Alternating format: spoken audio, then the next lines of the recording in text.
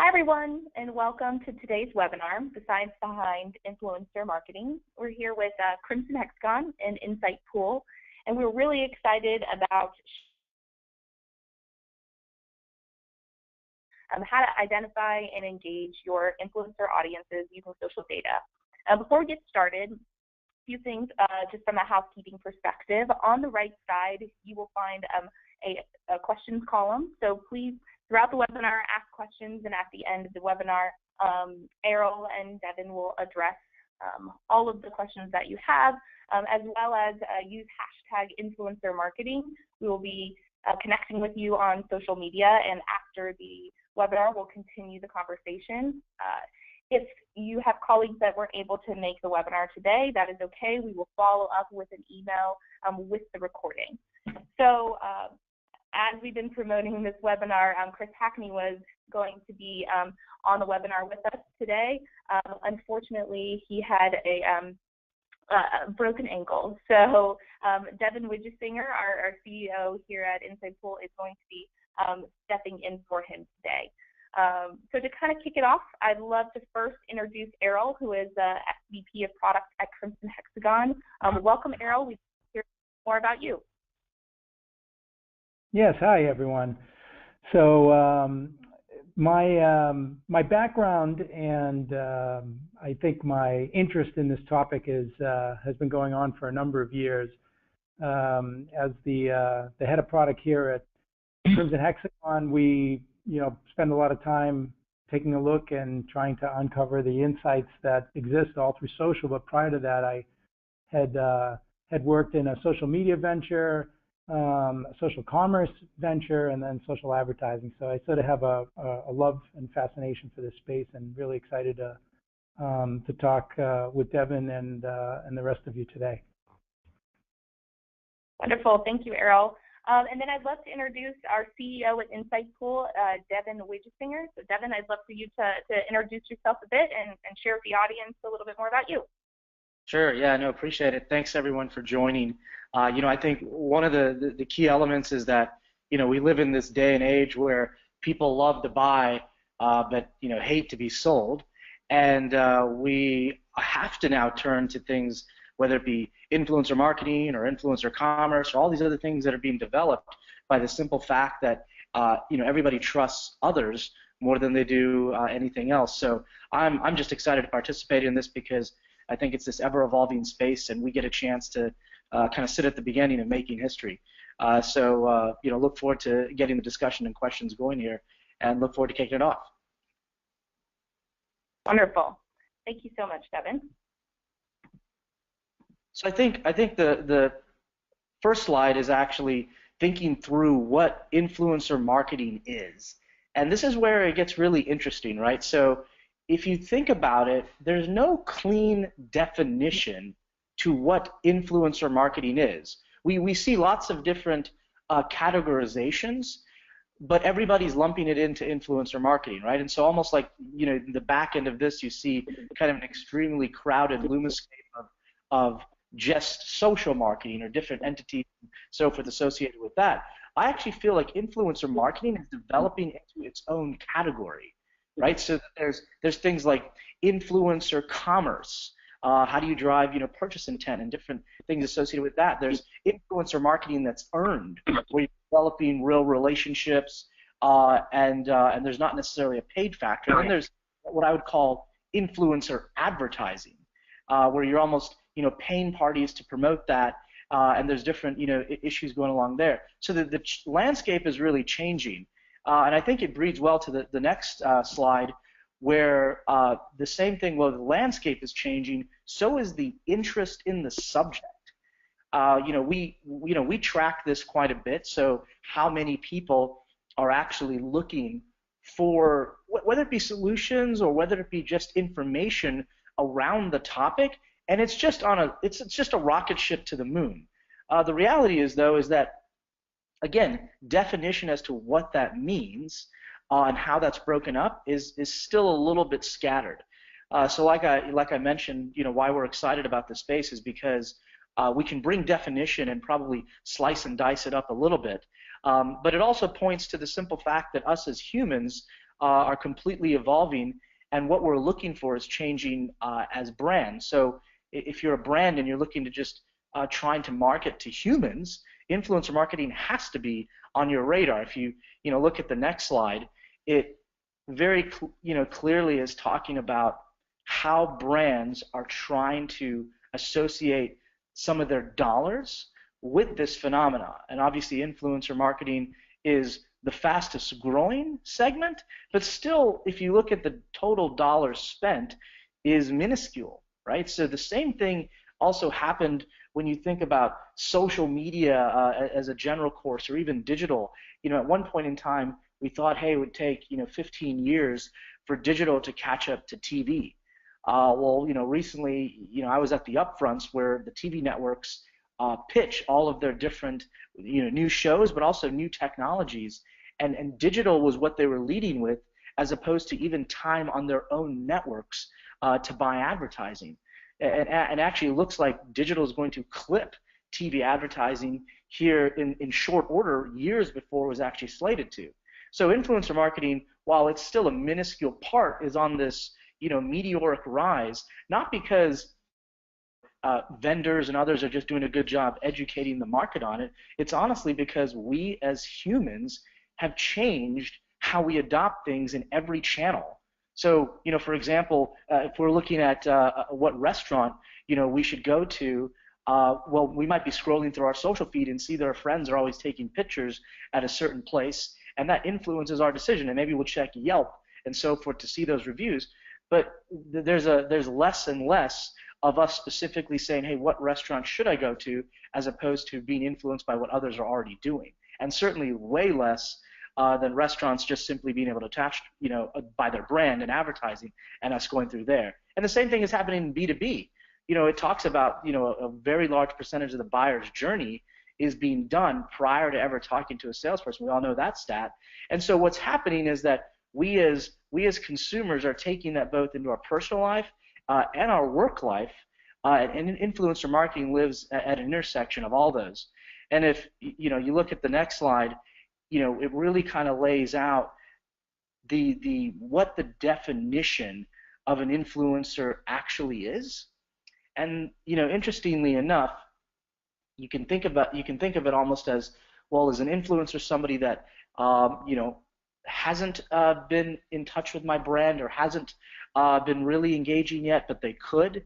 Are they ones that create advocacy for me? So if you have an influencer that has a massive amount of numbers behind who they are, I hate to call it the Kardashian effect, but that's a good one.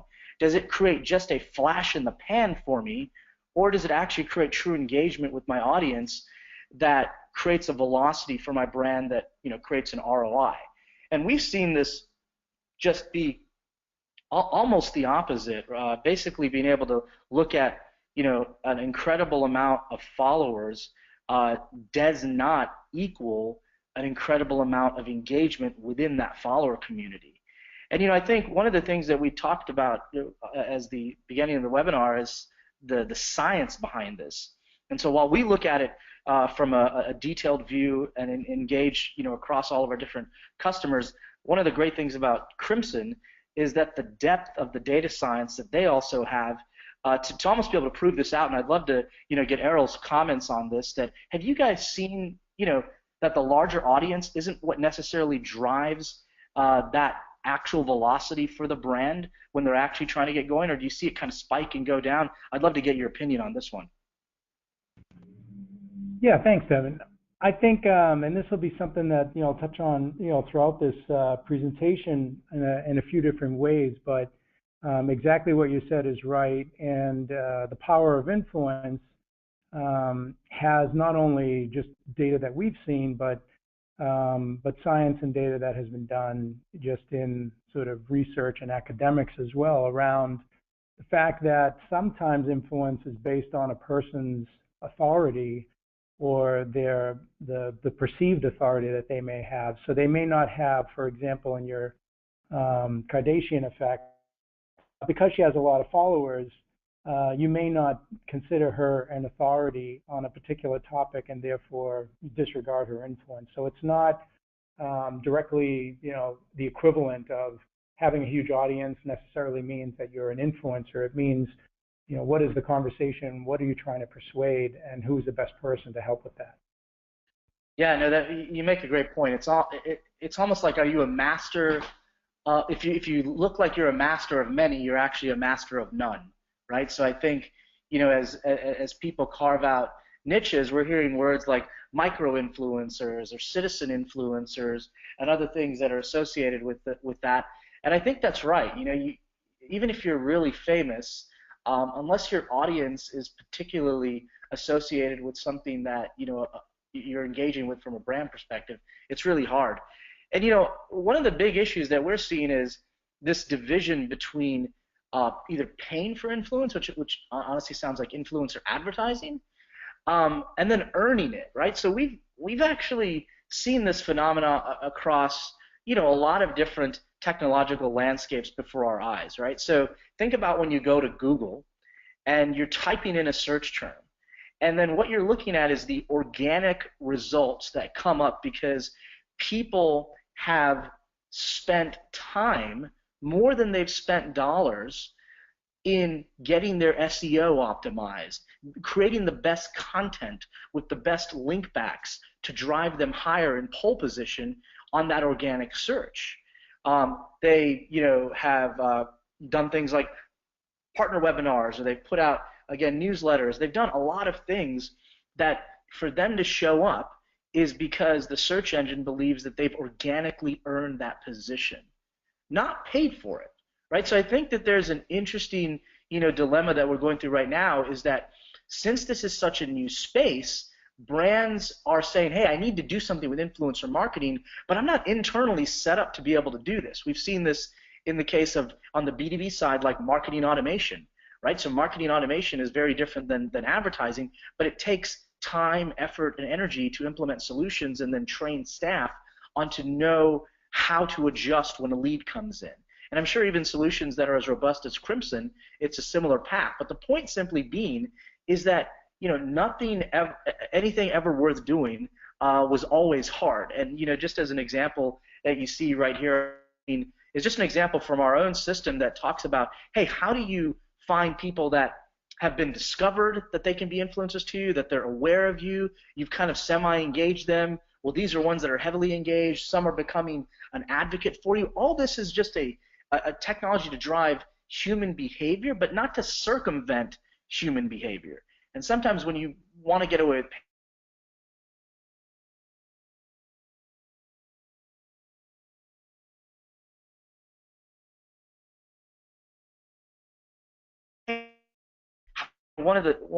the results can be pretty amazing. And if you look at the next slide, there's just kind of a big difference, right? So, it's not saying that there's not a place for influencer advertising, but there's a difference between influencer advertising and influencer marketing. I think these are really big fails, right? So the person that was posting this obviously was getting paid, and literally wrote in the caption what they were supposed to write, and accidentally attached what the brand told them to write. If you look at it, on both of these, they're actually posting, hey, you have to do this specifically, and accidentally just posted probably the email that they got from the brand. And the reality is that humans, particularly the millennial generation, McDonald's just put out information recently that talked about they've hired 100+ people to just try and create moments of serendipity and to create authentic, sincere content, which does take work. Again, not saying there's not a place for influencer advertising, but if it's not truly intertwined with putting forth more effort, it's not influencer marketing. You might as well just call it advertising. So this is just like an example of hey, don't do this. If you're considered doing influencer marketing and you decide to pay for it, please just don't do that. And if you think about some of the warning signs that are going on right now, it's very clear. The FTC has had a ruling on their books for so long. It's called Truth in Advertising. Right? So the Truth in Advertising Act says that if you're being paid or compensated by any circumstance, you have to disclose that. Well, even take it a step further. Amazon just put out that if you got the product for free and you wrote a review on it, they are immediately pulling that review. So just imagine that, right? So Amazon is largely built upon that pure system, and they're immediately pulling the review if you got the product just for free, just so you could review it, right? So this is a it's something that is going to continue to come up, and if the practice is that you're going to think you can honestly circumvent the system by paying for it, it's one that I just don't think it's a good long-term strategy. Again, there may be a place for it in some specific manner, but on anybody that's listening today and you're considering doing influencer marketing, note that it takes work, it takes real results, and takes a real team to pull it off. And if you think about just where it's headed and where it's going, take a look at some of the stats then on the next slide.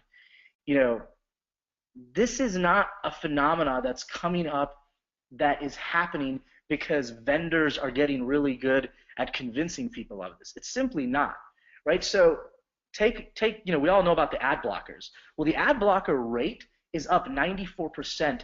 420 million devices on mobile have actually downloaded a blocker. So think about that for a second. That means, if you're, listening to this, you probably think of, well, I don't even remember the last time I actually clicked on the ad. Well, you're not even in the group that's actually downloaded something to block the ad. So that's the rise of that. But then even just consider of your behavior pattern of not even actually clicking on it. So the interesting thing is, where if you look at these statistics, talking about trusting strangers over brands, I saw one statistic, whether it's right or wrong. It said that they trust strangers, over the U.S. Congress, right? And they rely on social to obviously guide purchase intent. The struggle is that this is very scientific to understand the path of that, right? So if you just take a simple use case of, hey, what I mentioned earlier, I saw my friend, at a restaurant, I clicked on it, but then I went to another site and looked at Yelp, and then eventually 2 days later I made a restaurant reservation. The origination of that was from an influencer. But how do you track all that? How do you go through the science of what actually led there? And some of these technologies are available today, and some of them are not. But it's a good point to note that clearly it drives purchase intent and actual purchases. But we still live in a day and age where we need to connect all those dots, because technology and even vendors like ourselves and Craftsman, we're just trying to catch up to where consumers already are, and we're building technology as rapidly as possible, and brands are just behind that too. They're trying to implement it. So it's not that the age of influencer marketing is coming, it's that it's already here. And I think, what I'd love to do is really get, from Errol and his team, how they see kind of the scientific aspect of that going through, because Craftsman has such a deep taxonomy, such rich data science, that it's I think an incredible learning experience for all of us to be able to understand how to connect those dots. So Errol, would you like to take it from here? Sure, thanks, Devin. It's interesting that we live, sort of in a time right now too, where we have the technology that enables us to really be able to try to take advantage of something that's probably been going on, since the first person, whispered advice to someone else on, where to go to get a good meal. And there is a book, I don't know if some of the folks might be interested in, by one of the Dr. Robert Cialdini. He does this intense research on the different ways that people are persuaded.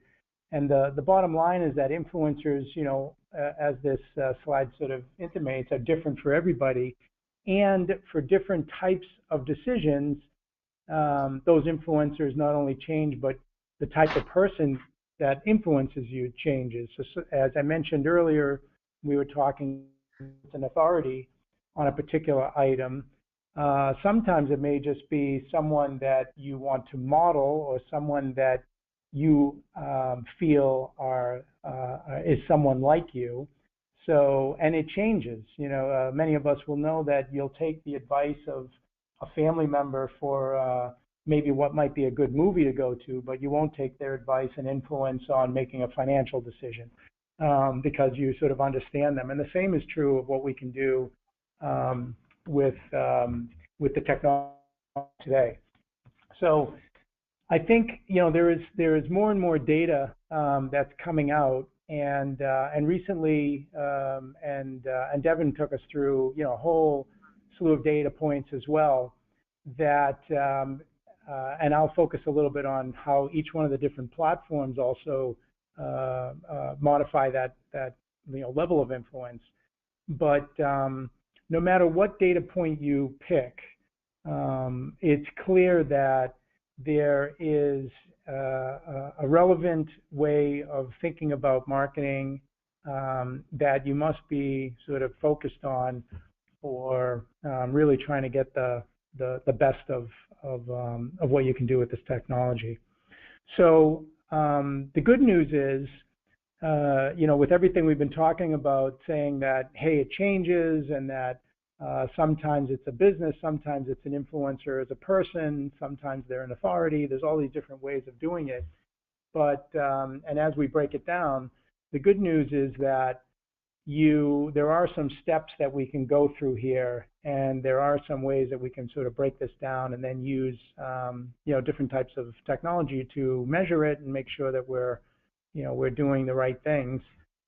But first and foremost, I think the part where it can go off the rails or it can drift towards having no impact is that when we forget that influence is primarily built on trust, and that trust is built on authenticity.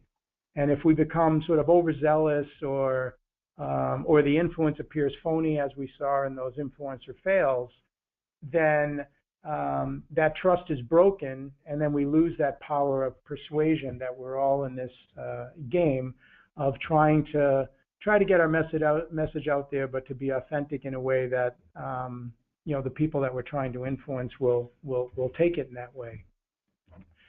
So the good news is that there are some steps that we can go through, and some of them are sort of commonsensical, but allow you not to get too tripped up and to try to harness this power.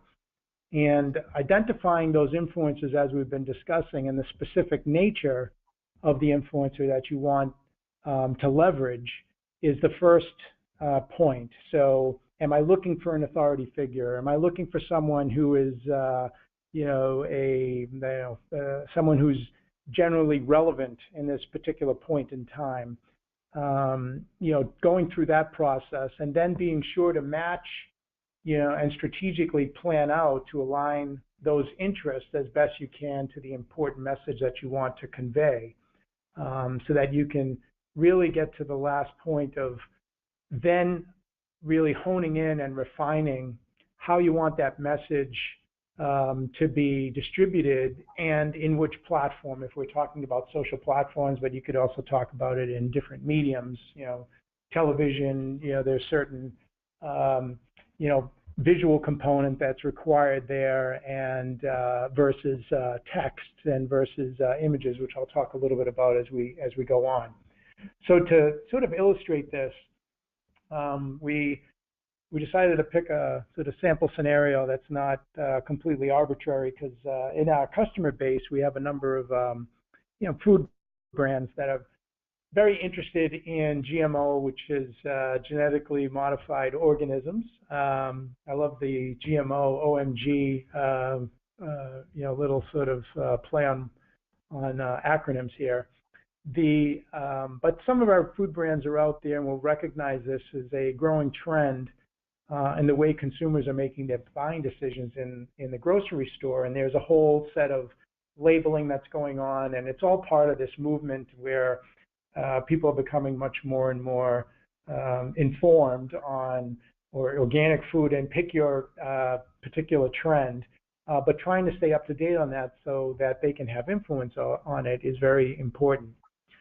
So, using our platform here at Crimson, we went ahead and sort of tried to take a look at what the conversation is that's going on in and around GMO as sort of a topic. I think in the step one that we talked about in trying to identify influences, we have a number of different visualizations. I won't dive down into all the different ways, but I think the high-level point here is that on the left-hand side, we have a visualization and a list of influencers that's really based on a moment in time.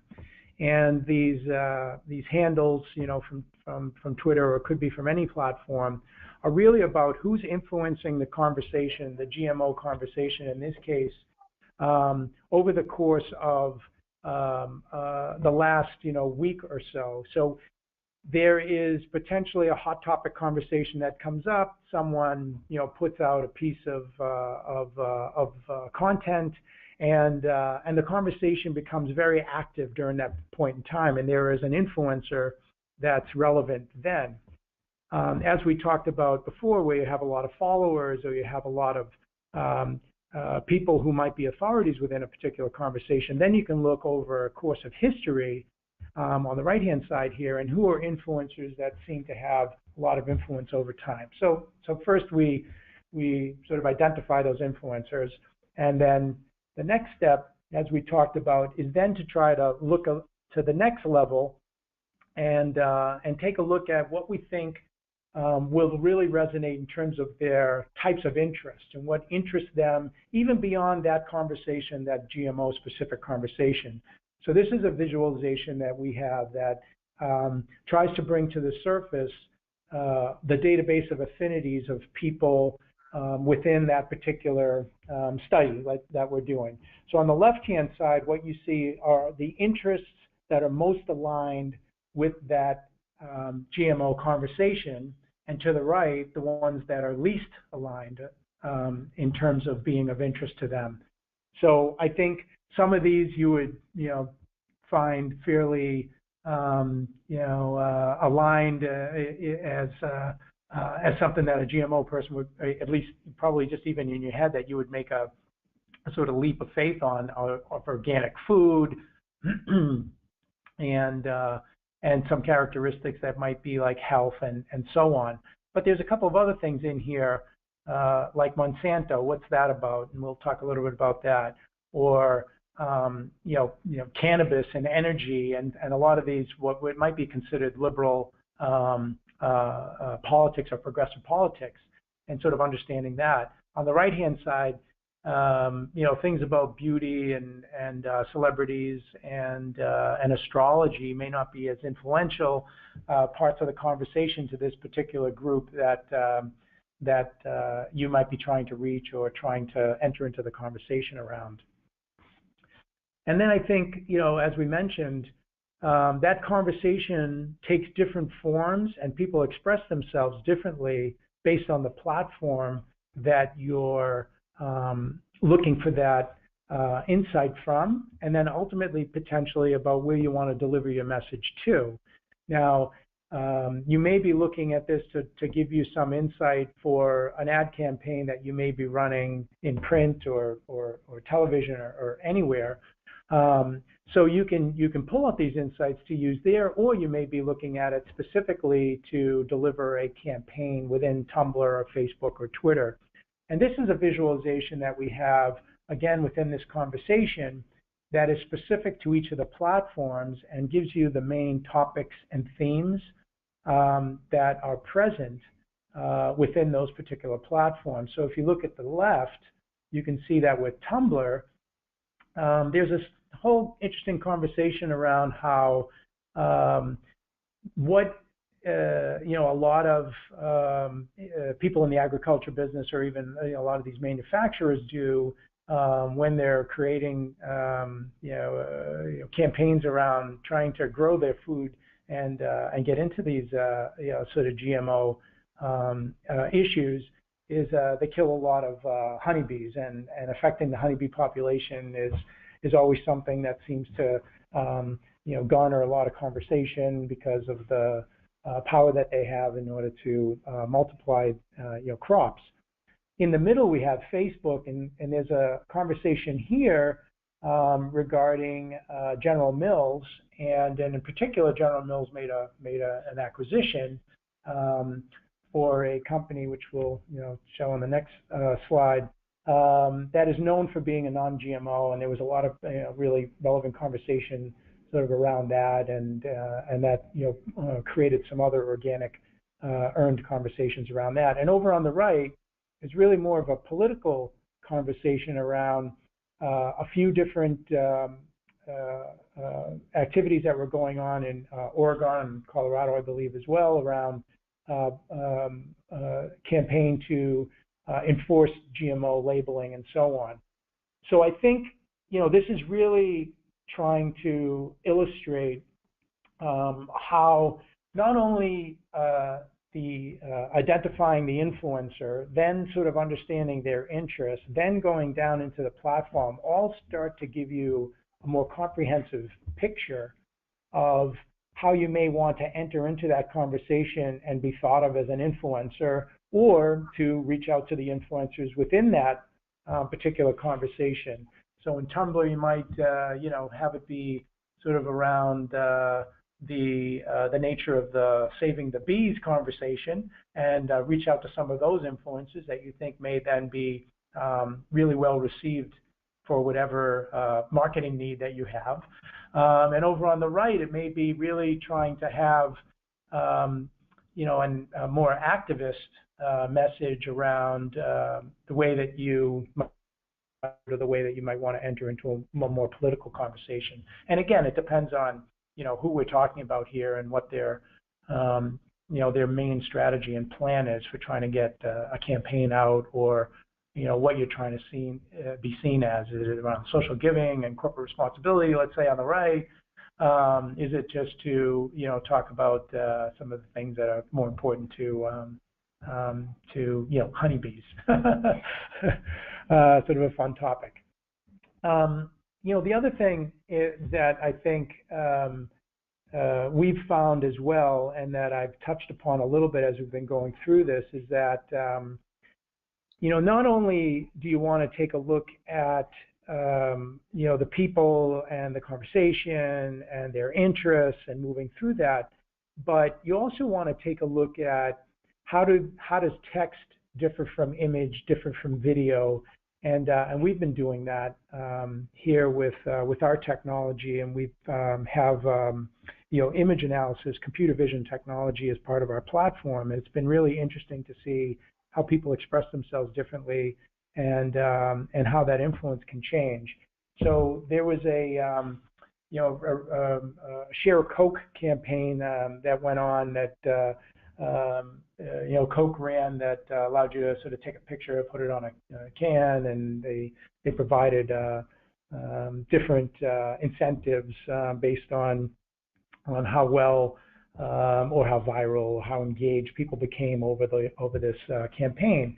I think what we're showing here on the left and right is that when we ran and tried to uncover the insights around how people were influential, what their interests were, if you look on the left-hand side, where all we looked at were text, and that would be like the hashtag Share a Coke, or Share a Coke as part of a query or a conversation, you got this sort of positive, for around 48% positive sentiment, and these were the sort of interests that were a part of the gives you a picture of the types of folks, and ultimately then you could hone in on the influencers within that those interests and those segments for that part of the conversation. But on the right-hand side, we included computer vision and included the Coke logo and other things. And you can see, while there is some overlap in terms of the affinities, generally the conversation was more positive, but also tended to be on the right-hand side a little bit younger. You see things like Teen Titans and celebrities and high school and those types of things, whereas on the left you might get the understanding of maybe the people were there for the incentive, like Walmart and coupons, and going through those types of different types of segments of people, and then looking for the influencers there. So if you didn't have both views, or again, if you don't do the upfront work, you may choose to create a strategy for your influencer marketing that might not be on target depending on what your ultimate goal is. So I think that's really what the bottom line is here in terms of what we're trying to convey throughout all of this, is that the impact of influence and the ability to persuade can really utilize all of these different data points now, and you can really get this wealth of information to really make it more and more successful as you go through all of this. And I think ultimately what I love about this slide here that we're showing is trying to illustrate in an animation what we've been discussing and are continuing to discuss throughout this presentation, that you put out this piece of content around, in this case, as we've been talking about this GMO piece, to different influencers that either picked it up or were engaged in the conversation on different platforms, and guess what happens next, right? You have all of this continuing to grow and grow and grow, and you have the ultimate sort of word of mouth. I remember, and this may not be familiar with a lot of people, but there used to be this campaign for shampoo, and it was this, if they told two friends, and I told two friends, and you told two friends, and they show this, very similar to this animation, a whole bunch of photos of two people talking to each other, and how that really is what we're all trying to capture, exploit, leverage, but do it in a way that is subtle enough that people hopefully subliminally are okay with how it all ends up reaching them, and then helping them to make those decisions. So I think these are all the ways that we are looking at it and thinking about bringing all these things together so that it can be effective for all of you. And I think this is a good point to then talk about what are we seeing as the monetary end result of all this. And Devin, I'll hand it over to you to help us on what some of the interesting things that you're finding as we all are going through this particular type of activity. I think the biggest thing is that we've hit on this, in the preceding ones, is that all the things that you were just discussing, those are very C-level data points, right? It's interesting because as you were going through it, I was thinking through actually an organization that we're about to begin work for now, and we're dealing with the CFO because they're trying to understand different characteristics and components of a particular company because they want to understand them being a potential acquisition target for them. You obviously even mentioned General Mills doing the Annie's deal, and this one, of course, hasn't happened yet. But what we're actually doing is working with a department that you'd have had no idea would normally care about anything associated with digital or influencer marketing or any of that stuff. What they're doing, though, is saying, hey, we need to really get deep insights because as we decide to spend, upwards of $1 billion, we want to know who is this resonating with? Who carries this brand's message? Who follows those people that carry that brand message? Are they similar to our customer base? Could we integrate the two? And now what's beautiful is this we're just on the very tip of the iceberg as to how these solutions are implemented. And and one of the points of the next one is to be able to say, there's a million different statistics that you can pull out here. Obviously, at the bottom left, you can see where we get this from. And you can characterize it any which way you want, right? So 9.6x ROI usually means, hey, for the dollars that I spent on this, how much did I make in return, right? And then 90+% of the buying decisions, 70+% seek out opinions before purchase. Again, I alluded to that in the Amazon reviews and how they're looking at pulling those reviews that were even given a free product. The whole point is that the ROI is tremendous. We can actually break it down dollar for dollar, but at the same time, I think what can also be missed is that the R&D and the science behind understanding this is both offensive as you see in kind of these ROI figures, and defensive. Hey, what should we not do? How should we not be perceived? Who should we not be engaging with, candidly, right? All these different things tell us a huge ROI story, and I'll give you just an illustration of one on the next slide where we did this for Craftsman. This is really cool. This was basically, Craftsman tools. When you think of them, you're not going to immediately think of, just generally speaking, you're not going to immediately think of females being one of their biggest targets. You're not going to maybe immediately think of that if you think of a lot of different brands that have a bent towards one way or the other. And really, Craftsman's like, we need to change that. The reality is that females are largely responsible for like the Father's Day gifts and the birthdays and things of that nature that drive a lot of purchase. So why wouldn't you try and become more associated with who drives purchase for you? And at the same time, they did things that aligned all things together. So they were one of the sponsors of the Made to Race campaign, which was for the first time ever had a female driver.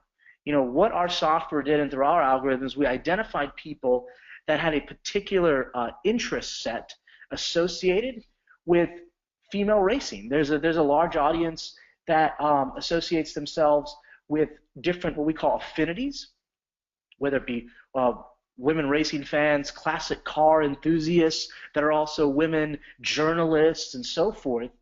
And the result was just so uncannily amazing. It was almost a third. And you can see the statistic on the preceding one, where there's 27% when Craftsman engaged them, they replied.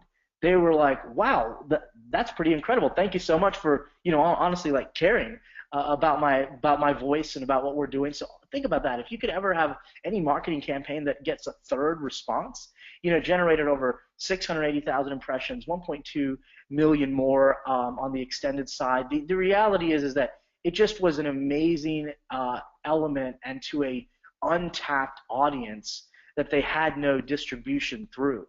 And what I think you can think of when you think of influencer marketing, one of the things is to don't always just assume that the audience that you believe you have is the right audience or is the best audience or is the most engaged audience, right? So you can get surprised by doing enough research, and again, systems like Crimson Hexagon have the ability to give you insights that you really didn't know to then go and activate on, so that you're armed with more of the correct information.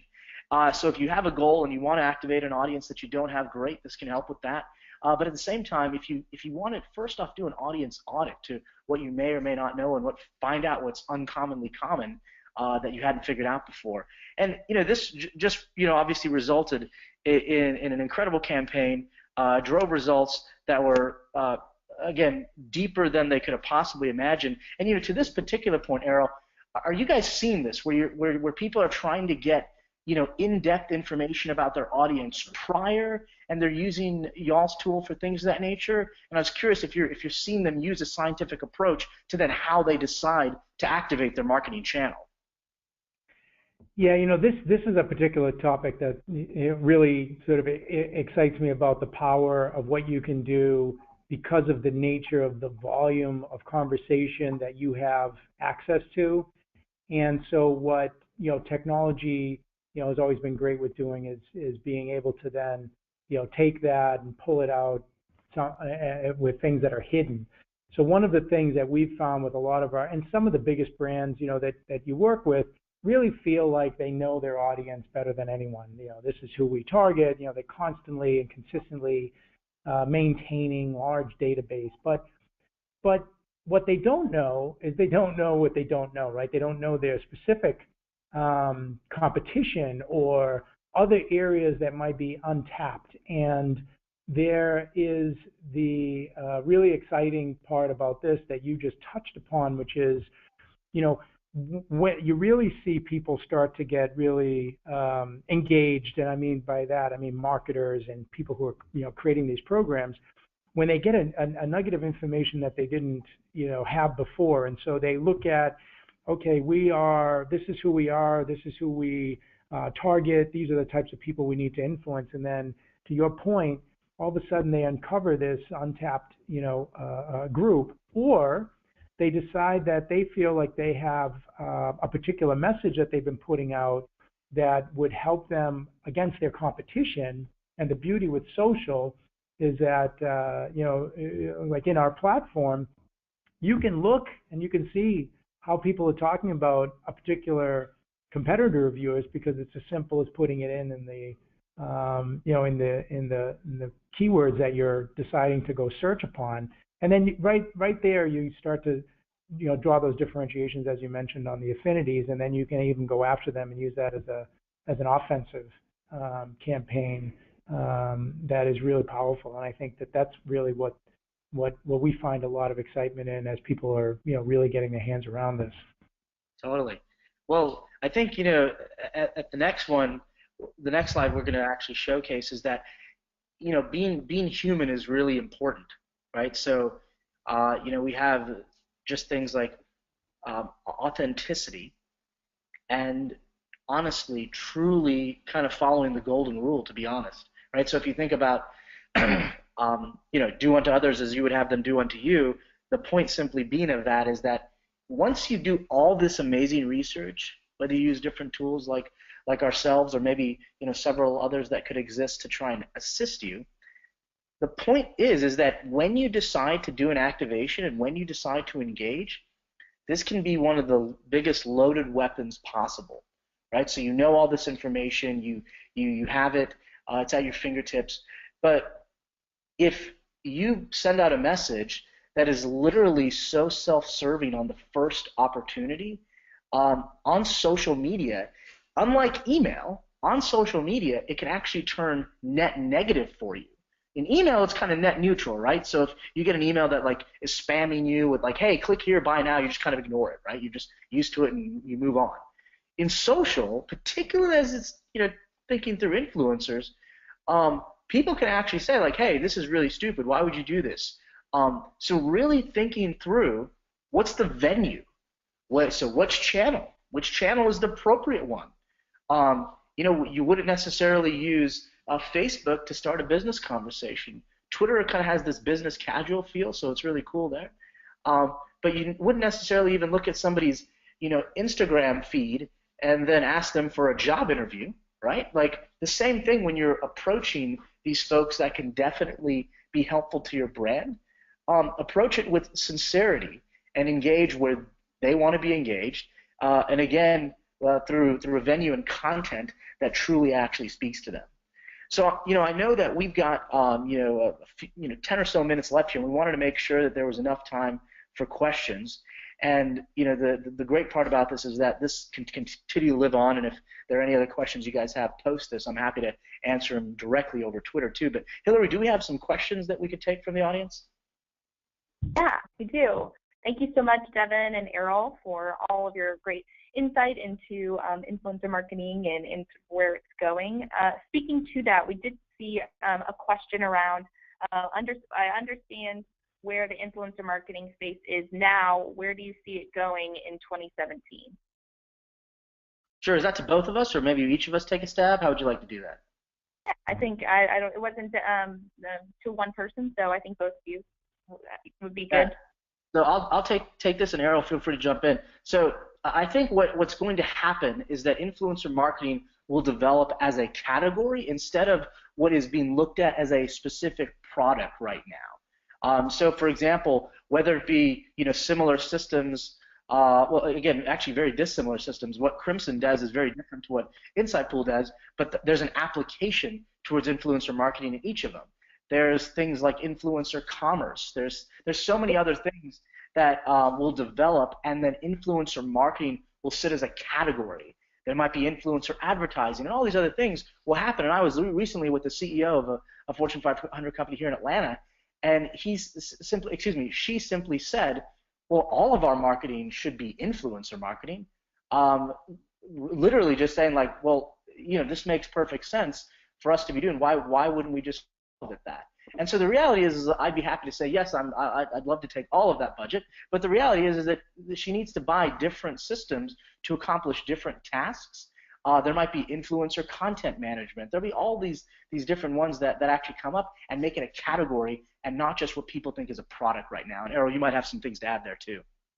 Yeah, I mean, I think what we're seeing, and I've been monitoring this over the course of our, I'd say over the course of the last year especially, and then this year amongst our customer base and how they're using our tool or the types of questions that they're asking us, and I think, and where technology is going. So for me, sort of taking a little bit of a technical approach on where I think things are going next year is that the ability to be able to do some of these steps that the platform can sort of identify, as we were talking about, like what are the steps to do influencer marketing. So I agree with you, Devin, that I think that it's going to move out of the art and a little bit more into being able to leverage some of the, science as we've been talking about in this whole, sort of the theme.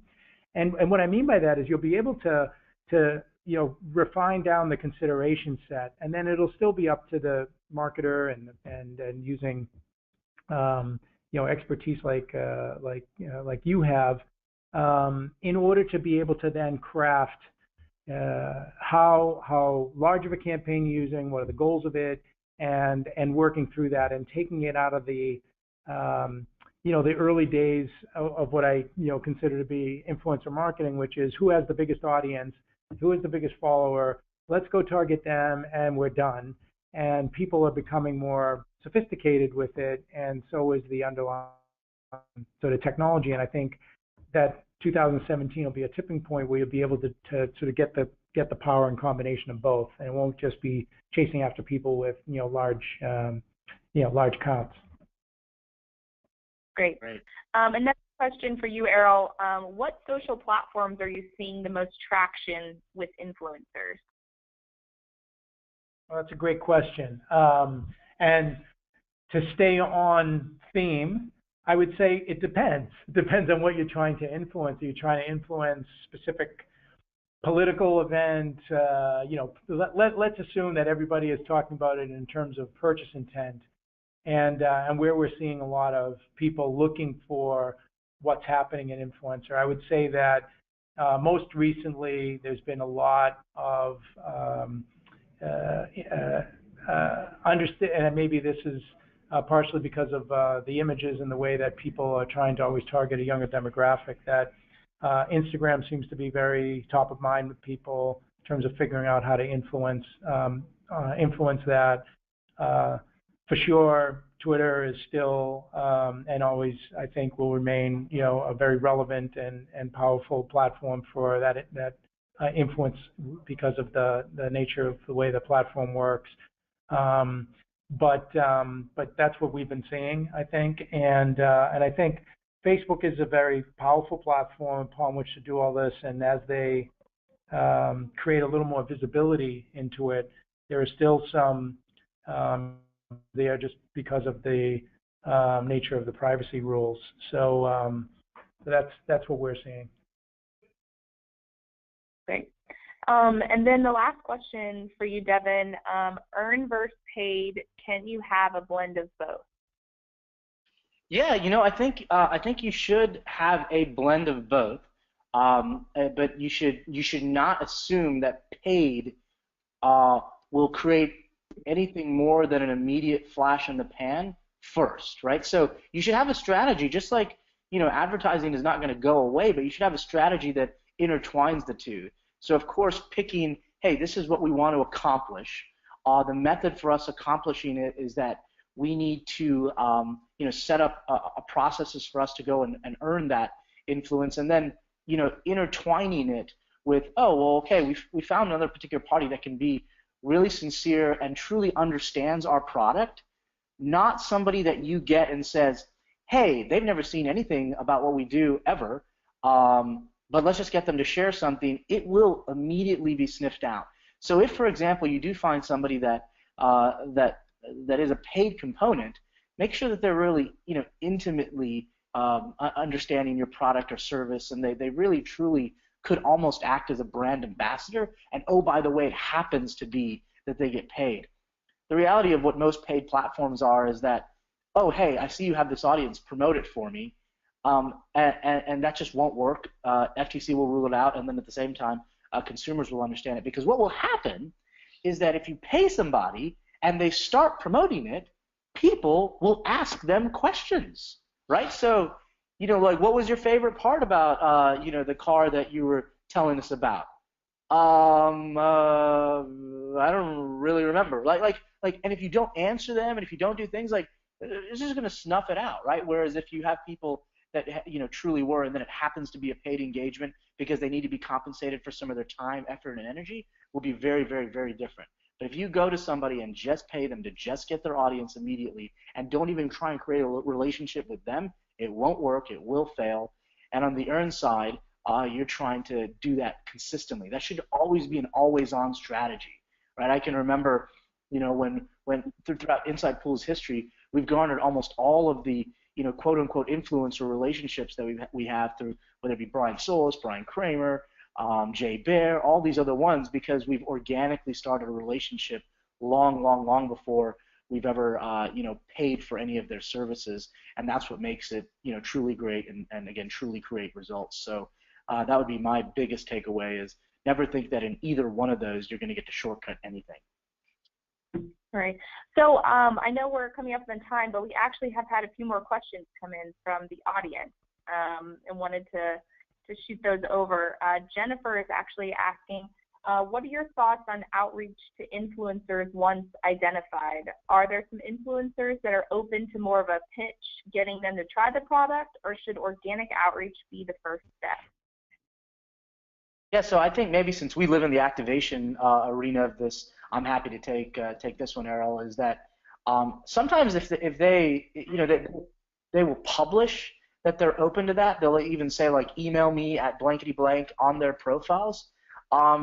Truthfully, whether it be through Twitter or Instagram, because those each have components of being able to message. Facebook has a little bit more privacy around it, but usually it's to compliment them and to say like, hey, I really love your post on X, Y, and Z. We're coming out with something that I'd like to get your opinion on. Would you be open for a chat? Even if they don't publish that, many people will be like, oh, okay, somebody did not just can me a message that does this, right? It actually has some thought into it. So I think organically you want to reach out anyways. If they are a known influencer, that has bookings and they get paid and so forth, just make sure that they're really highly relevant to your brand. Like you already know them. You've already seen them in the industry. You've already read their content and it's been great before you decide to then just take the step of contacting them. Make sure all those things check out. But otherwise, I think you have to have a constant outreach strategy that is organic in nature and tries to develop a relationship with them first. Okay, great. And then we'll do this last question from Rupal Patel. He said, for a startup, how do you suggest one start influencer relationship? Sure. Errol, you want to take that one first? Sure. I think that I wouldn't make a differentiation between, there being a big company or a startup in the sense of following the same sorts of strategies we've been discussing. I think it's more important the trust, the authenticity. What are you trying to, achieve? To be partnered with these influencers that you identify, and really staying true to that, and really sort of making sure that you understand what it is that you're trying and how you're trying to leverage them is really what's more important than the nature of the size that you have. I think obviously you want to be prudent about how you spend your time and how you spend your effort when you're in a startup, but I think it's more around that than it is around developing some different sort of strategy, because I think ultimately in the end you're still trying to persuade people, and that's really what influence is all about, and doing it effectively I think is the same for anyone.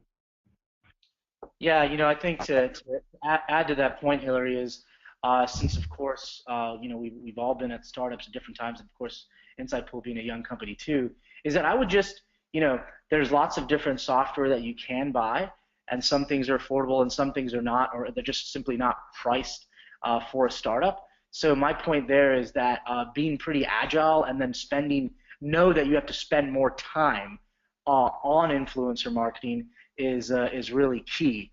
So noting that either you have time or money, but you never have both.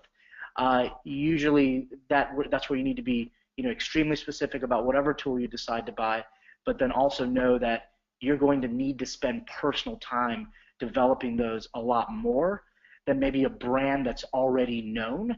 A brand that's already known may get an instant response. Coca-Cola will get, great responses, or a Craftsman could get great responses. But a startup that nobody's ever heard of, you may make that your personal brand, even as opposed to your company brand, and do that, and then all of a sudden be, thought of as an influencer in a particular area because you've connected with them, and then transfer that to your company. So note that, you have time or money, but never both, and a startup usually needs to spend more time. Wonderful. Thank you. All right, well, thank you both for this wonderful webinar.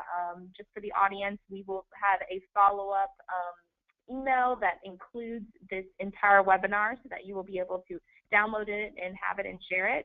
Also, we'll continue the conversation at #influencermarketing after the webinar. So thank you all, and thank you, Errol and Devin, for joining us today. Thank you. Great. Appreciate it. Great. Thank you. Bye-bye.